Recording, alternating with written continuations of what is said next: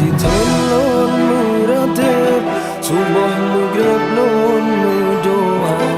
wajan lon jasa weboma yang katrip sakit lam tiga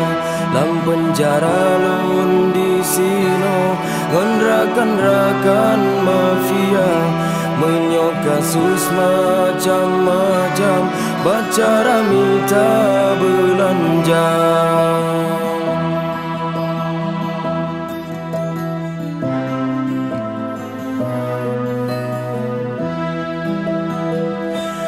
Na yang sawit getah gaya, na yang sabe, na yang ganja, na yang kasus rampok Honda, urang mate dan mehoga, kasus lon sirih di kampung, lon piak bakung malam pesta, sinan ke ulun ke hukum, rapsiton dalam penjara. Hudip susah senengui kuto sakit asotan so kira epo malon ne pesampo ne kire musik ida tanong blang harapat publong antubo dalam penjara jinolon jadeh mepalo rugo masa muda opa hakim yang mulia pajan lon ne pegot cara betre ble ulon ne hukum di kampung lon tinggai cinta oh ya Allah oh ya Rabbi ben beri lon lam derita cobaan yang kan uji lon hadapi ngan mata.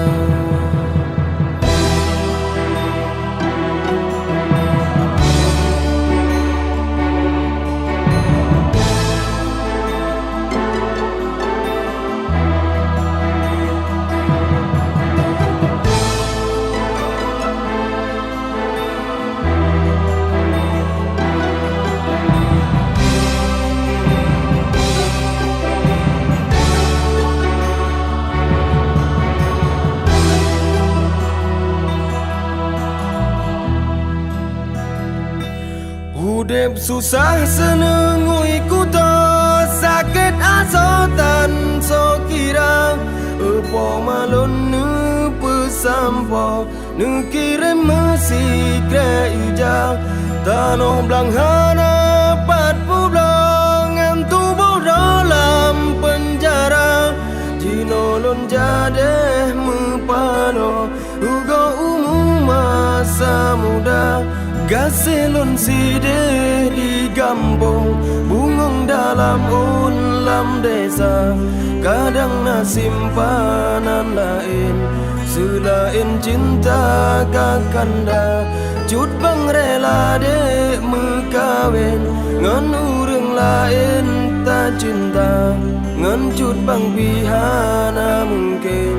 karena lon narapidana